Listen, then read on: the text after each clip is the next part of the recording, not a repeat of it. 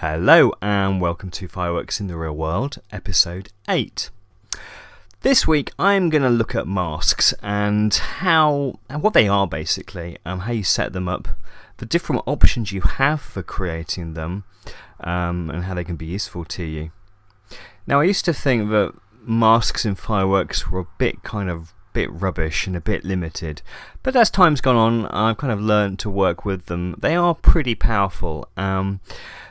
I don't think they're quite as elegant as the implementation in Photoshop, for example. It seems a lot more fluid in Photoshop, but you can always nip out to Photoshop and do mask work and bring it back in. But that's what I used to do. But as time's gone on and the sort of design trends have become a bit kind of flatter and simpler, I found myself just sticking to the fireworks masks, and I've kind of learnt more in the process, and now I realise that they are pretty powerful.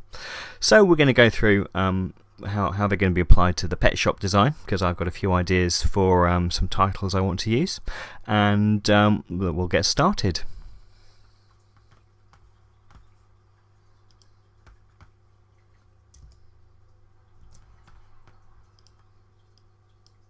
Now, for anyone who doesn't know what a mask is, I remember once I saw some text which had basically a picture inside it. So, I don't know, let's create the word fish. Now, this is one of the titles I want to use on the pet shop. Now, when I first saw this word with a picture inside it, I had no idea about masks. This was back in the day, probably in 1994 or something. I wasn't that well versed with graphics editing software, and I found myself actually cutting out a photograph with various tools to get the effect I wanted. A few months later, I learned just how useful masks are, and I felt a bit of a fool for wasting so much time cutting out a font inside a picture.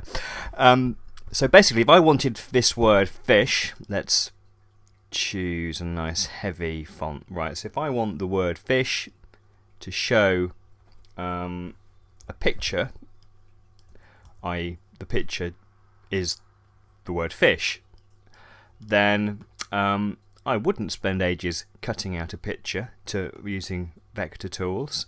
I would use a mask. So I'll show you in a minute. Let's actually pull in a photo. So here's a nice picture of my fish Wiggy. So here he is. Let's just shrink that down a bit. So I want Wiggy to appear through my lettering. Now there's a few ways you can do this in Fireworks. The first way is to take the approach that this is the thing I want to act as my mask, and this is the thing that I want to show through the mask. So I'm going to cut that out. And I can now paste it as a mask. And as you see, I can now see my word fish with parts of the photo through.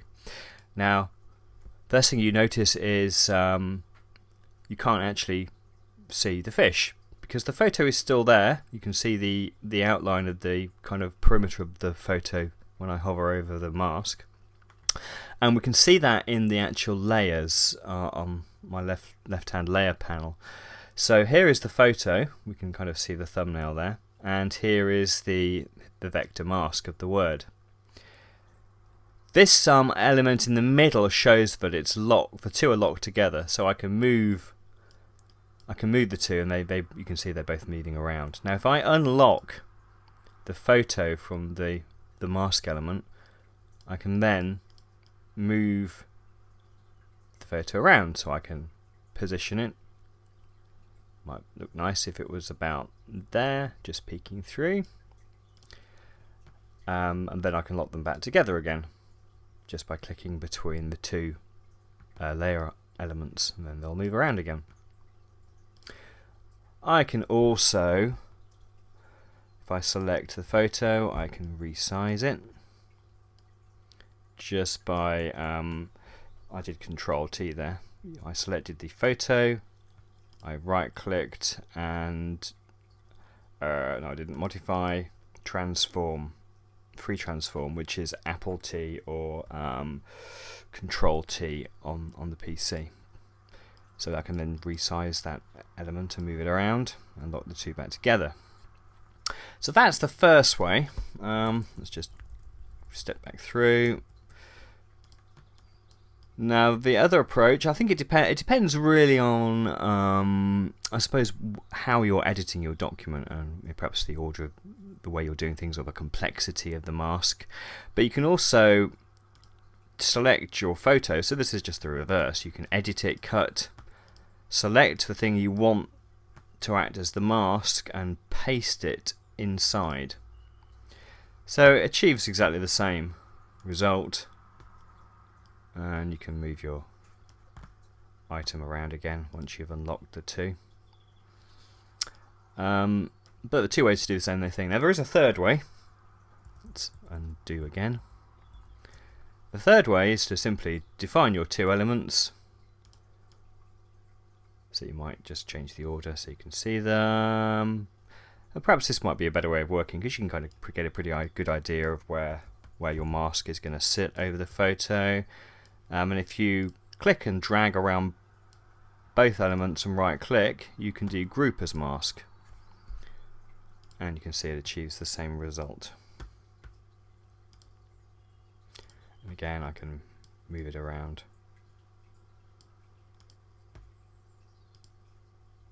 I'm not sure why that's slightly lighter. It's slightly lighter. The photo has lightened itself. I've never noticed that before. Don't know why pasting as or grouping as a mask has done that.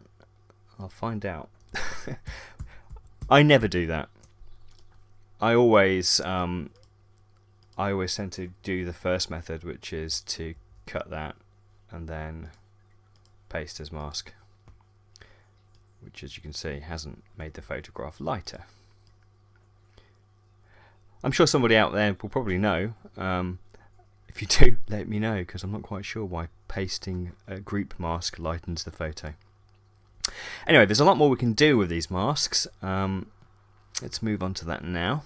So we can, first of all, when you click on the mask layer, first things first, if you right click on it, you can do various things. You can disable the mask and you can delete the mask. So it can be quite handy to disable the mask to see how things are working out in your file. If you just want to deactivate it for a while, but you don't actually want to delete it, so that's quite useful. Right, so it's enabled again.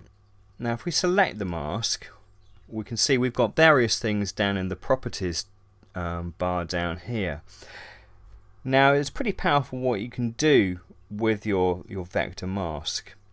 You can, for a start, you can select the edges to be feathered.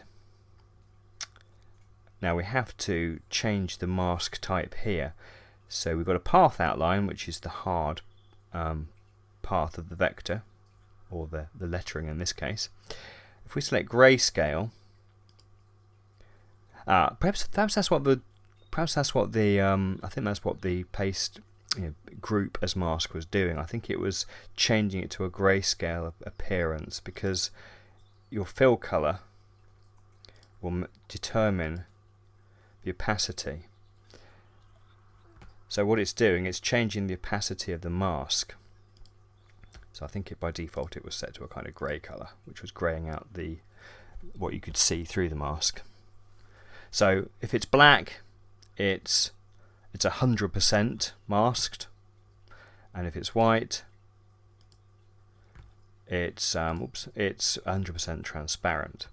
So what this means is, if we do a gradient, for example, we can use a gradient inside our mask to kind of blur things out.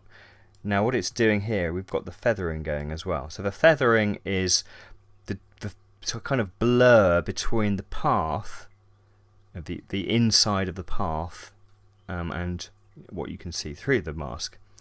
So the more feathering we add, the blurrier it is. Which could be a nice effect for something. Maybe not this.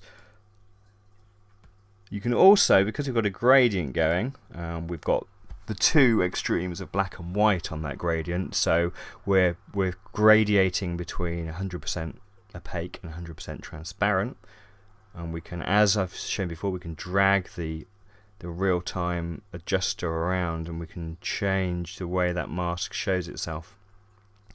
So we might want to drag it off and have it kind of fading in from one side.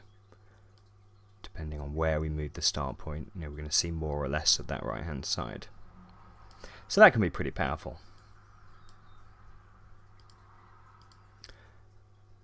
Another thing we can do to our masks, if we make sure we select the mask, so when you click on it you'll see the green surround appears in the layer icon. We can kind of manually shade that mask. So if I want to, let's zoom in a bit.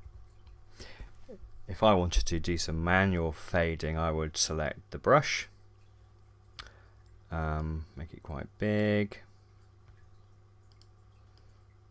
and then you can see if I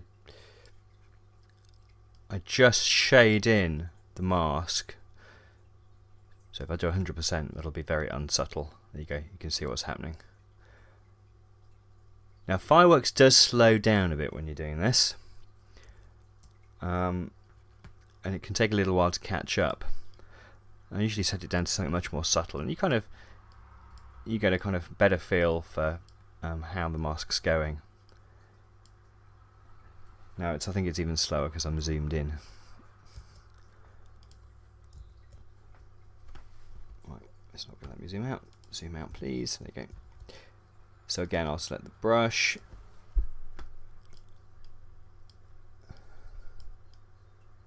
And you can subtly add to your mask layer. Fireworks is crawling at this. There's definitely an area where Photoshop is is supreme, as it's very kind of fluid. However, it's doing the job fine. It's doing what I want. A bit of patience, and you'll get there. So that's the layer mask options. So let's select it again. We can also do some of the other things we saw before. We can add an outline, do various things with the outline, which we may or may not like. You again have all the options of the tools as before for the line work, for the path. We can also add textures. Where's it put the doesn't look like you can alter the I don't think I've ever used this. I don't think you can alter the percentage that it adds the pattern to here. I don't know if you remember before, but there was a little box allowing you to set the amount that it was actually selected, but there's no option in this view. But we can scale that pattern. So if we used a very large one, it might add a subtle pattern to our fish. As you can see, you can play around and create some crazy wild effects with all of those tools, but they're very powerful, and they're still separated, so you can still move your photo around and you can still see the pattern overlaid over the top, and you can change how your mask is going to be applied to the photograph. So something else that I would by habit do, if I ungroup those, now you can actually see you can see that pattern in its full beauty there. So quite often what I'd do is, when you've got that photograph masked inside that shape, Fireworks is keeping all of this stuff in the file, in memory, and quite often I would tend to just remove this extraneous kind of image, which I'm not using anymore. If you just double click on it, you get the bitmap marquee tool, and you can just drag around bits of the image you're pretty sure you're not going to be using, and just press the delete key and just zap them completely, so they're not hanging around in your fireworks file and taking up file space and memory. So that's just something I tend to do just to keep things tidy.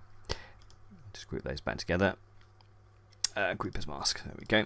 Now, of course, if you're completely set on, you decided that's the effect you want, you can flatten the layer as well, which will just convert the whole thing to a bitmap, removing the mask and everything else. Of course, that means you now can't change it at all, so you've got to be pretty decided. Sometimes what I do is have a separate file, which I might have all my masks in, editable, and I might just flatten them as I need them and put them into my main document, just to keep the document more lightweight. Now, another way of producing masks, probably the way I use masks more often than anything else, just bring in lovely Wiggy again, is just to use let's delete that one out of the way, the very easy layer mask tool down here. Add mask. So that adds a basic transparent mask to our bitmap photo. Then we can do things like use the gradient tool. So let's just select a linear gradient, and then we can just shade that mask, perhaps a little bit aggressively there.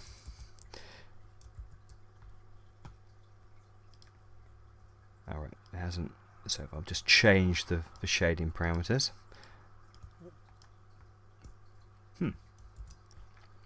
Why are you ignoring me?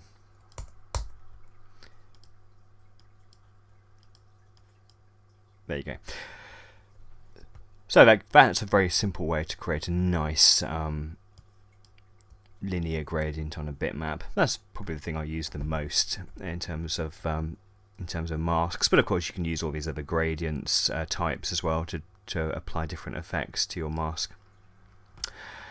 Now that's all I'm going to talk about today in masks. So more on fireworks in the real world next week. Thank you very much.